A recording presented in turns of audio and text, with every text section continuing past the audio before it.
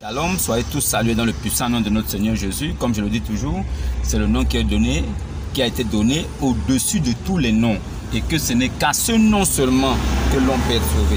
Alors si vous ne croyez pas en Jésus, vous êtes déjà perdu. Si vous ne croyez pas en la grâce qui est en Jésus, croire que Jésus est venu, que Dieu lui-même, l'Esprit Christ, le Messie, est venu sur la terre, a pris, a emprunté un corps d'homme, de chair, est rentré dans le monde, est mort pour justifier et sanctifier ses enfants. Si vous ne croyez pas en ça, alors vous êtes perdu. Alors, très chers abonnés et ceux qui me suivent aussi ailleurs et qui apprécient ce que je fais, nous sommes la lumière et la vérité de vie. Qu'est-ce que cela signifie? La lumière, la vérité de la vie, pour vous permettre de devenir véritable enfant de Christ, pour vous permettre de devenir véritable enfant de Christ, du Messie. Devenir véritable enfant du Messie, c'est croire que le Messie lui-même est venu et il a accompli toutes choses, et qu'après sa venue, ceux qui viennent après le Messie sont des imposteurs, sont des antichrists. Alors, j'aimerais vous demander de vous abonner, de liker et de partager aussi à vos frères. Si vous aimez vos frères et que vous vous rendez compte que vos frères sont catholiques, protestants, s'ils sont baptistes, s'ils sont évangélistes, s'ils sont branhamistes, s'ils sont de chapelle des vainqueurs, s'ils sont, quelles qu'en soient les dénominations que vous pouvez trouver, quelles qu'en soient les religions qui sont imposées par des hommes aujourd'hui, sachez que la religion ne vient pas de Dieu. Dieu n'a jamais imposé une religion à Abraham. Dieu était ami à Abraham. Il a établi son alliance avec lui. Il n'a pas dit que voilà la religion que je te donne. Maintenant, ceux qui disent que non, tous les prophètes de Dieu étaient soumis à Dieu pour dire que c'était Allah leur Dieu. Alors, dans la Torah et l'évangile, que Allah lui-même dit qu'il a fait descendre la Torah à Moïse, qui est la loi mosaïque, et que dans la Torah se trouve guide et lumière. Après, il a fait descendre l'évangile en Jésus, Issa, fils de Mariam, dans l'évangile où se trouve aussi guide et lumière. Maintenant, il a fait descendre le Coran plus tard, 600 ans plus tard, où se trouve aussi guide, mais pas lumière. Guide pour ceux qui cherchent Allah. Allah signifie Dieu en français. Allah en arabe signifie Dieu en français. Alors Dieu signifie sujet d'adoration. Alors si vous adorez un Dieu et dont vous ne connaissez le nom, alors posez-vous la question: quel est le nom de Allah? Moi je m'adresse aujourd'hui à mes frères musulmans. Vous êtes mes frères. En dépit du fait que nous ne partageons pas la même foi, nous n'avons pas le même livre de foi, mais vous êtes mes frères. Nous vivons dans le même monde, dans les mêmes communautés, dans les mêmes lieux, dans le milieu social, on se retrouve tous ensemble. Alors, la question qui est de savoir réellement qui est Allah, qui est ce Dieu qu'on appelle Allah, et quel est son nom, parce que Allah signifie Dieu. Alors, quel est le nom de Allah? Frères musulmans, écoutez attentivement. Je ne prendrai rien dans ma tête. Je vous ai toujours dit ça. Je vous dirai ce qui est écrit dans votre livre. Les choses que les imams ne vous racontent pas. Les choses que les ayatollahs ne vous racontent pas. Les choses que vos niaisins ne vous racontent pas. Moi, je vous dirai ces choses-là pour que votre esprit s'ouvre. Alors, venez poser des questions. Je ne dirai pas quelque chose qui est dans ma tête, mais je prendrai dans votre livre le Coran et je prendrai aussi dans la Bible qui est les Saintes Écritures et dans la Torah et l'Évangile mélangé qui est l'ensemble de toutes les révélations de Dieu. Maintenant, Allah connaît la Torah et l'Évangile. Allah reconnaît la Torah et l'Évangile. Alors, pour savoir mieux, pour comprendre si Allah est Dieu ou bien c'est un homme, alors je vais vous raconter quelque chose. Je vais vous prendre quelque chose, vous allez comprendre facilement de quoi je parle. Pour que vous compreniez facilement de quoi je parle, il faille que je parle avec des preuves. Et ces preuves-là doivent être tirées de votre propre livre qui est le Coran. Comme ça, je verrai le musulman qui viendra vers moi pour essayer de contredire ce que Allah et son soi-disant prophète Mohammed a dit. Voilà. Donc, on va sur cette base-là. N'oubliez pas de vous abonner et de liker. Maintenant, je vais être simple. Simple. Simple. Aussi simple que bonjour. Bon, prenons d'abord la sourate 9, ayat 18. Sourate 9, ayat 18. Vous allez comprendre. ne peupleront les mosquées de Allah que ceux qui croient en Allah. Et au jour dernier, je dis la sourate 9, ayat 18. Ne peupleront les mosquées de Allah ceux qui croient en Allah et au jour dernier, qui accomplissent la salat, la zakat et qui s'acquittent de la zakat. Ça veut dire quoi? La sourate 9, ayat 18 vous dit quoi? Que ceux qui vont peupler les mosquées de Allah, ça veut dire que c'est les musulmans, c'est ceux qui croient en Allah et qui croient aussi au jour dernier, qui croient à la fin du monde et qui accomplissent la salat et qui s'acquittent de la zakat. Ça veut dire que qui prient 5 fois par jour et qui donnent le monde aux pauvres. Ça veut dire que qui font du bien aux gens. Ceux-là. Et qui croient aux signes. Ça veut dire qu'après avoir fait tout ça, et qui craignent aussi Allah. Ceux-là, il se peut qu'ils soient de ceux du nombre des bien guidés. Il se peut que vous n'allez pas comprendre. En fait, je vais vous déterminer ici que dans le Coran, Allah promet à tous les musulmans qu'ils iront en enfer. En fait, le but aujourd'hui, c'est d'attirer l'attention de mes frères musulmans qui suivront ces vidéos pour qu'ils comprennent que Allah les a blagués. Allah a trompé tous les musulmans. Parce que Allah, au vu de ce que je vais vous dire ce soir, Allah est un homme. Ça ne peut pas être Dieu. Allah, c'est un homme. Il a blagué les musulmans. C'est Mohammed qui a blagué tous les musulmans. En fait, que tous aillent en enfer. Si aucun d'eux ne se réveille, ils vont se retrouver tous en enfer. Vous allez comprendre. Sourate 9, verset 18. Ne peupleront les mosquées de Allah que ceux qui croient en Allah et au jour dernier, qui accomplissent la salat et qui s'acquittent de la zakat et qui craignent Allah. Et il se peut que cela soit du nombre des bien guidés. Ça veut dire qu'après avoir fait toutes les choses que l'islam demande, il se peut que vous ne soyez pas sauvés. Pourquoi encore il se peut que vous ne soyez pas sauvés alors que vous accomplissez déjà tout ce qu'il faut? Pourquoi? Pourquoi il se peut que? Pourquoi? Ça c'est une sourate. La deuxième, la sourate 15, verset 41. Sourate 15, verset 41.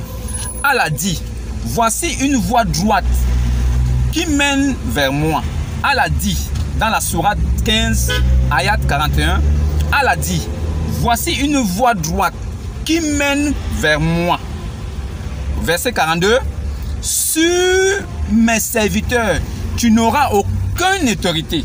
Ça veut dire que Allah dit à Mohammed que sur mes serviteurs, tu n'auras aucune autorité, excepté celui qui te suivra parmi les dévoyés. Ça veut dire que Allah dit à Mohammed ceci. Dans le sourate 15, ayat 41, Allah dit, voici une voie droite qui mène vers moi. Allah dit, voici le chemin qui mène vers moi. Sur mes serviteurs, tu n'auras aucune autorité. Donc, toutes les personnes, les serviteurs de Allah, ce sont des musulmans. Il dit à Mohammed que Mohammed n'aura aucune autorité sur les musulmans, excepté ceux qui le suivront parmi les dévoyés. Excepté ceux qui vont le suivre parmi les dévoyés. Ça veut dire que ceux qui ne vont pas accepter. Excepté ceux qui ne vont pas accepter le message de Mohammed. Maintenant, excepté cela. Et au verset 42, au verset 43 plutôt, et l'enfer sera sûrement les lieux de rendez-vous à tous. Allah dit, très simplement pour que vous compreniez. Sourate 15, ayat 41, Allah dit, voici une voie droite qui mène vers moi. Et en plus, il ne s'arrête pas là. Il dit encore, au verset 42, il dit, sur mes serviteurs, tu n'auras aucune autorité, excepté celui qui te suivra parmi les dévoyés. Verset 43, qu'est-ce qu'il dit? Et l'enfer sera sûrement le lieu de rendez-vous à tous. Le lieu de rendez-vous à tous les serviteurs de Allah qui sont musulmans, c'est l'enfer. Allah dit, l'enfer sera sûrement le lieu de rendez-vous à tous. Allah dit encore que les serviteurs là, ceux qui sont soumis à Allah, l'enfer sera le lieu de rendez-vous à tous. C'est la deuxième sourate. C'est pas fini. Maintenant la sourate 19, ayat 71 aussi, dit quoi? Il n'y a personne parmi vous qui ne passera pas par l'enfer, car il s'agit là d'une sentence irrévocable de la part de votre Seigneur. Allah dit qu'il n'y a personne parmi les serviteurs, parmi ses serviteurs, donc parmi les musulmans, les musulmans, qui ne passera pas par l'enfer. Il s'agit là d'une sentence obligatoire pour tous ceux qui croient en Allah, qui accomplissent la zakat, la salat, et qui croient aux signes, et qui sont musulmans. Ils iront d'abord en enfer. Et ensuite, là-bas en enfer, Allah délivrera ceux qui étaient pieux. Ça veut dire que ceux qui n'ont point péché, ceux qui sont purs, qui sont comme Issa, comme Jésus, ceux qui n'ont jamais péché de leur vie. Alors si un musulman sait qu'il a déjà péché dans sa vie et qu'il pêche toujours dans sa vie, il est sûr que s'il va en enfer, il ne sortira pas de là-bas. Qui sait ça? Je préfère vous dire la vérité, vous êtes mes frères. Si un musulman va en enfer et que Allah lui a promis ça, s'il va là-bas, il ne sortira plus jamais. Il ne sortira plus jamais. Je suis sûr d'une chose. Parce que Abraham a dit que c'est un lieu. Et dans ce lieu-là, quand on va, on ne ressort pas. Abraham, qui est Ibrahim dans le Coran, a dit que l'enfer est un lieu où on va pour souffrir, pour gémir, pour pleurer, où il y a les grincements dedans. En enfer là, ce n'est pas un lieu, on ne passe pas par là. Ce n'est pas un endroit où on passe. C'est un lieu où on va s'asseoir pour subir, pour souffrir. Alors si Allah dit qu'il n'y a personne parmi les musulmans, ses serviteurs qui ne passera pas par l'enfer, et ensuite là-bas, on viendra délivrer, lui Allah, il viendra délivrer ceux qui étaient pieux, et il laissera les injustes agenouillés. Ça veut dire que ceux qui ont péché là, il va les laisser là-bas agenouillés. Comment il va savoir qu'ils ont péché ou pas? Parce que là-bas, Allah promet qu'il va peser les péchés des musulmans. En fait, il va prendre les bonnes œuvres, il met d'un côté et les péchés d'un autre côté. Mon frère, si on pèse seulement les péchés contre les bonnes œuvres, sur cette base-là, non, il n'y a même pas un homme qui va rester sur la terre. Il n'y a même pas un homme qui ira au paradis. Même pas un musulman qui sont des tombeaux blanchis. Ils mettent des habits blancs. Mais les musulmans sont des grands pécheurs. Ce sont mes frères. Moi-même, je connais. Les musulmans là, c'est des grands pécheurs. Ils font des mauvaises choses. C'est leur travail. Le musulman est comme ça. L'arabe d'abord, l'arabe, c'est quelqu'un de mécréant. L'arabe, c'est quelqu'un de malveillant. Un arabe est mauvais foncièrement. Un arabe vend son propre frère musulman noir. Si tu es noir musulman, un arabe blanc te vend et il n'a pas de scrupules. Parce que le prophète a dit que le noir ressemble à Satan. Il a dit aux arabes, à qui voulaient l'entendre, que si eux ils n'ont pas encore vu Satan, alors il leur a présenté un noir. Et voilà le noir que vous voyez là. Le noir là, c'est celui qui ressemble même à Satan, c'est le noir. Et le prophète lui-même appelait les noirs tête de raisin. Nous les noirs, on était appelés par le prophète Mohammed. Par le soi-disant prophète Mohammed, on était appelés tête de raisin. Et il a dit que nous sommes des enfants, nous les noirs, nous sommes des enfants de Satan. C'est ce que le prophète Mohammed a dit. Donc vous qui êtes musulmans noirs et qui suivez les arabes, vous êtes perdus. Vous êtes même plus maudits même que la malédiction. Un musulman noir est plus maudit que la malédiction. Ça veut dire que vous acceptez que les arabes blancs continuent à vous faire du mal. Dans la période d'esclavage, dans la période de la traite négrière, le peuple qui a maltraité le plus la race noire, ce sont les Arabes. Les Arabes sont ceux qui ont tué, torturé les Noirs. Et jusqu'à aujourd'hui, ils continuent à le faire. Mais vous, vous dites que vous êtes musulmans. Allah dit que vous allez tous aller en enfer. Parce que Allah, ce n'est pas Dieu. Allah, c'est un homme. C'est moi qui vous dis que Allah, c'est un homme. Je sais de quoi je parle. Maintenant, prenons la sourate 43, ayat 68. Ô serviteurs, vous ne devez avoir aucune crainte. Aujourd'hui, vous ne serez point affligés. Ceux qui croient en nos signes et sont musulmans, entrez au paradis. Si tu es musulman, tu dois d'abord croire aussi aux signes avant d'entrer au paradis. Ce n'est pas seulement être musulman. Pour aller au paradis de Allah, il ne faut pas seulement être musulman, il faut aussi croire aux signes. Alors, quels sont les signes là? Je répète encore, la sourate 43, ayat 68 dit quoi? Oh mes serviteurs, vous ne devez avoir aucune crainte aujourd'hui. Vous ne serez point affligés. Ceux qui croient en nos signes et sont musulmans, entrez au paradis. Crois d'abord aux signes avant d'être musulman. Ça veut dire que Allah c'est un stratège. Pourquoi il ne dit pas que ceux qui sont musulmans entrent au paradis? Mais il dit quoi? Ceux qui croient en nos signes et qui sont musulmans après, entrez maintenant. Quels sont les signes? Quels sont les signes que Allah a laissés? quels sont les signes qu'Allah a laissés. Allah a laissé les signes dans le Coran. Et quels sont ces signes-là? Sourate 7, ayat 31. Oh, enfants d'Adam, dans chaque lieu de salat, oh, enfants d'Adam, dans chaque lieu de salat, revêtez vos belles parures, mangez, buvez et ne faites pas des excès. Allah recommande aux musulmans, à chaque fois qu'ils vont à la mosquée, de manger dans la mosquée, de boire aussi dans la mosquée, mais sans faire d'excès. Car lui, Allah, il n'aime pas ceux qui en font excès. C'est ce qu'il dit. Est-ce que les musulmans mangent et boivent dans la mosquée? Non. Aucun musulman ne mange et ne boit dans la mosquée. Donc, musulmans d'aujourd'hui, là, ils ne croient pas au signe de Allah. Voilà un signe d'Allah. Allah demande aux musulmans de manger et de boire dans les mosquées. Ils refusent de faire ça. Ils sont donc quel genre de musulmans? Quel genre de musulmans ils sont? Vous croyez en tout ça? Est-ce que vous croyez en tout ça? Réfléchissez un peu, vous allez comprendre. Allah est en train de blaguer ces gars. Allah les blague. Allah n'est pas sérieux. Vous voyez? Voilà encore un autre signe. Vous allez comprendre. Le deuxième signe, Allah dit qu'il a créé l'homme de la poussière de la terre. Allah dit qu'il a créé l'homme, qu'il a créé Adam de la poussière de la terre. Ça, c'est le deuxième signe. Le premier signe, il faut d'abord croire en ça. Qu'il faut boire dans les mosquées et manger. Et sans faire d'excès. Parce que Allah n'aime pas ceux qui en font excès. Ça, c'est le premier signe. Est-ce que les musulmans le font? Non. Deuxième signe, lui-même Allah, il dit qu'il a créé l'homme de la poussière de la terre. On s'arrête directement là. Est-ce qu'on crée l'homme à partir de quelque chose? Quand on parle de créer, on ne prend pas une matière pour créer. Allah dit aussi qu'il a créé l'homme d'une goutte de sperme éjaculée. Est-ce qu'on crée à partir de quelque chose? Non. Allah dit qu'il a créé l'homme d'une goutte de sperme éjaculée et d'un mélange de quelque chose.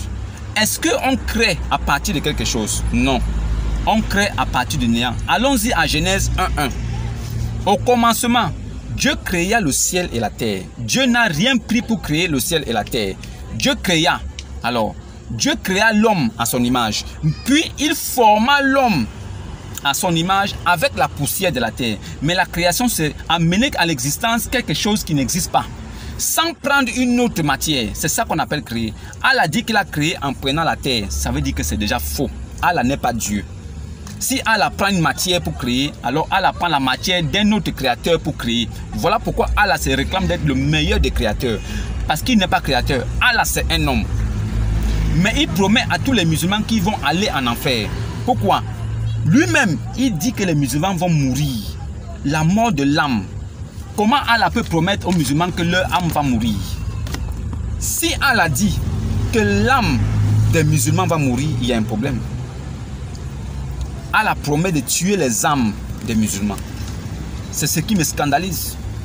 La seconde mort, qui est la mort de l'âme. Comment Allah peut promettre la mort de l'âme? Allah dit aux musulmans que vous allez mourir. Que vous ne croyez pas? Allez-y lire la sourate 3, ayat 45. Sourate 3, ayat 45. Toute âme goûtera à la mort, excepté celle de Issa. Nous n'avons accordé l'immortalité à personne, à aucun homme, à part toi, Issa. Si tu meurs, seront-ils immortels? Donc Allah a donné l'immortalité seulement à Issa, Jésus. Mais tous les autres musulmans là, ils vont goûter à la mort de l'âme. Qu'est-ce que signifie la mort de l'âme? La mort de l'âme, c'est d'aller en enfer. En fait, si Allah dit que tout homme, que toute âme des musulmans goûtera à la mort, ça veut dire que Allah dit qu'après la mort de la chair, qui est la première mort, les musulmans mourront aussi. Ça veut dire que leur âme aussi va mourir. Leurs âmes vont mourir et ils iront en enfer. En fait, tous ces versets, c'est pour vous faire comprendre une seule chose. Allah promet à tous les musulmans qu'ils iront en enfer. C'est comme ça. Et c'est là-bas que lui va délivrer ceux qui étaient pieux. Mais ils vont d'abord passer par l'enfer.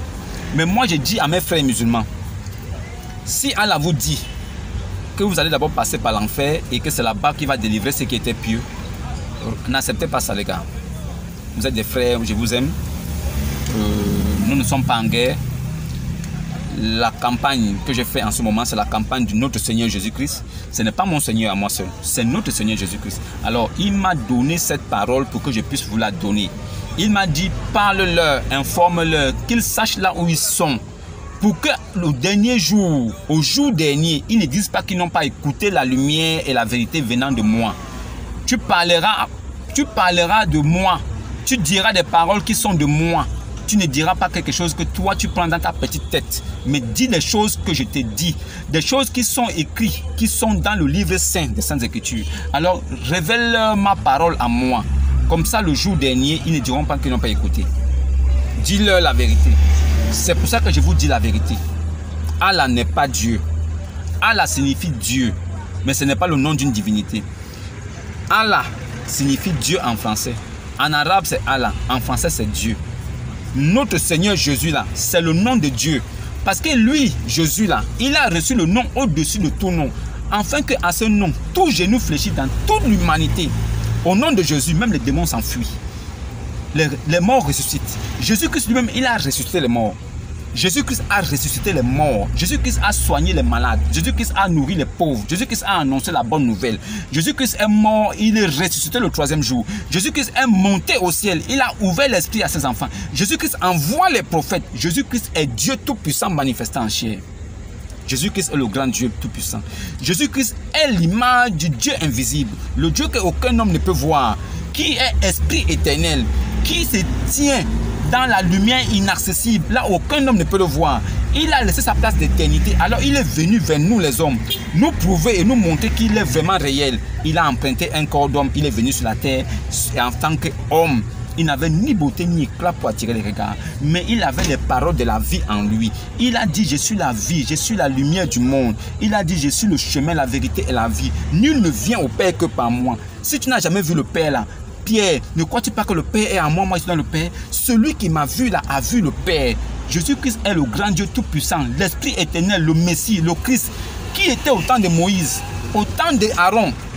Le même Jésus là, le même je suis qui est avec Moïse, c'est le même qui a apparu à Abraham, c'est le même qui était avec David, Salomon, c'est le même qui est avec tous les prophètes du monde. C'est pour ça qu'il dit que je vous envoie des prophètes, vous en tuerez d'autres.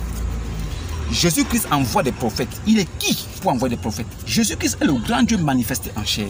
Jésus-Christ est venu, il avait dit par la bouche de Moïse, par la bouche d'Ésaïe, d'Élie, que je viendrai moi-même pour sauver mon peuple. Alors si Dieu dit qu'il vient lui-même, est-ce qu'il est un homme pour mentir? Jésus-Christ est venu au nom de Dieu. Alors, qu'est-ce que Dieu dit? Jésus-Christ dit quoi? Dans sa parole, il est dit, je viendrai sauver mon peuple et j'habiterai au milieu de toi. Et tu sauras que l'Éternel m'a envoyé vers toi. Je viendrai habiter chez toi. Et tu sauras que l'Éternel m'a envoyé vers toi. Comment tu peux habiter chez moi et tu me dis que tu sauras que l'Éternel t'a envoyé chez moi? C'est que c'est toi-même qui es venu.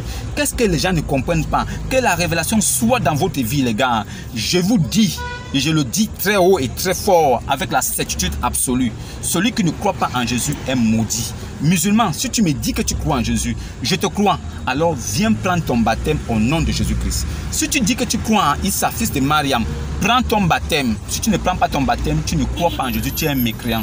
Voilà pourquoi Muslim 155 dit quoi? Au jour dernier, c'est lui, Issa. Allah placera tous ceux qui ont suivi Issa au-dessus de tous ceux qui ont mécru. Ça veut dire que ceux qui ont croient et qui suivent maintenant Jésus, le jour dernier là, Allah va nous placer au-dessus de ceux qui ne l'ont pas suivi. Vous êtes encore en train de faire quoi là-bas? Vous faites quoi là-bas? Vous faites quoi? Dans le Coran, c'est Issa, fils de Mariam, qui reviendra juger les morts et les vivants. Dans la Bible et la Torah et l'évangile, c'est Jésus qui reviendra juger les morts et les vivants. Où sera Allah? Où sera Mohammed? Musulmans, vous êtes mes frères. Allah vous promet tous la mort de l'âme. Il dit dans la Sourate 3, ayat 45, que toute âme des musulmans va goûter à la mort. Alors si on dit que ton âme va goûter à la mort, ça ne veut pas dire que tu ne vas pas mourir la première fois. Tout homme mourra pour une fois. L'homme meurt, nous tous on mourra une fois. D'accord. Mais la seconde mort là, c'est la mort de l'âme. Donc Allah parle de la seconde mort. la mort qui amène en enfer. Allah dit que tout musulman va mourir à aller en enfer. Pourquoi? Pourquoi? Ce n'est pas ce que Isa a dit. Ce n'est pas ce que Jésus a dit. Jésus n'a jamais dit ça. Jésus a dit que celui qui croit en lui est sauvé. Et il a la vie. Que même s'il est mort, il est toujours vivant. C'est ce que Isa a dit. Vous croyez en Isa, non? Isa est le verbe de Allah. Alors si vous croyez en Isa, c'est ce qu'il a dit. C'est ce qu'il a dit. Maintenant, pourquoi Allah vient dire que non, vos âmes vont goûter la mort? Donc Jésus dit, Jésus qui est la parole de vérité, illustre ici-bas et dans l'au-delà. Jésus dit que nous là, qui croyons en lui là, nous ne mourrons pas. Nous ne connaîtrons jamais la mort de l'âme. Pourquoi Allah vient dire 600 ans après que non, tous les musulmans vont goûter à la mort de l'âme? Donc ça veut dire qu'ils vont aller en enfer. Je ne crois pas en ça. Je ne crois pas en ça. Alors venez, ceux qui ont des préoccupations, qui ont des questions, venez, on va discuter. Je vais vous donner des réponses. Pas dans ma tête. Je prendrai dans votre propre Coran, dans les Saïd Aboukari, les hadiths. Je prendrai dans vos livres les réponses que vous voulez pour éclairer votre lanterne. Je ne prendrai pas dans ma tête. Je prendrai dans la Torah et l'Évangile, dans le Coran, dans les hadiths, dans les Saïd Aboukari. C'est là où je prendrai toutes les réponses pour vous mettre ça aux yeux, pour que vous voyez. Mohammed lui-même, il a cru que c'est la grâce qui peut sauver. Voilà pourquoi Mohammed a accepté que Jésus-Christ est Dieu. Allez-y lire Saïd Aboukari, tome 2, page 3448. Vous allez comprendre. Mohammed lui-même, à ces derniers jours, il a remis son âme entre les mains de Jésus, Issa. Parce qu'il savait que si ce n'est pas le cas, il est foutu. Maintenant, vous musulmans aujourd'hui, qui ne croyez pas en Jésus là, qui ne voulez pas prendre votre baptême là, et que vous pensez que c'est Mohammed qui va vous sauver. Lui-même, Mohammed vous a abandonné. Il a cru en Jésus. Allez-y lire Saïd Aboukari, tome 2, numéro 3448. Quand vous allez lire ça, vous venez me voir, on va discuter. Vous me direz ce que vous en pensez par rapport à cette révélation de Mohammed. Allez-y, lisez et revenez me voir, on en discutera. Parce que si vous lisez vraiment et vous écoutez ce que le monsieur lui-même a dit là-bas, vous allez comprendre que vous êtes obligé de revenir vers Jésus rapidement et de prendre votre baptême en son nom. Dans le cas contraire, même lui-même Mohammed ne pourra rien pour vous. Parce qu'au jour dernier, c'est Issa, fils de Mariam, qui viendra juger. Alors si Issa vient juger et que Mohammed n'est pas là, vous qui croyez en Mohammed, qui va vous prendre la part? Nous qui croyons en Jésus là, c'est Jésus le juge, non? Il va nous prendre la part parce que nous on l'a suivi, on a cru en lui. Shalom, et que Dieu vous garde, que la paix soit sur vous et que la lumière, la vérité de vie vous visite. Et que cette vidéo vous permet de vous poser des questions, vous choque et que vous veniez poser des questions. Que cette vidéo éveille votre esprit pour que vous cherchiez à comprendre la vérité. Parce que le but aujourd'hui, c'est de chercher à comprendre la vérité. Qui est le véritable Dieu et comment il s'appelle? Et ce n'est que comme ça que l'on peut trouver la vérité, la lumière et être sauvé. Shalom, abonnez-vous et likez. À demain.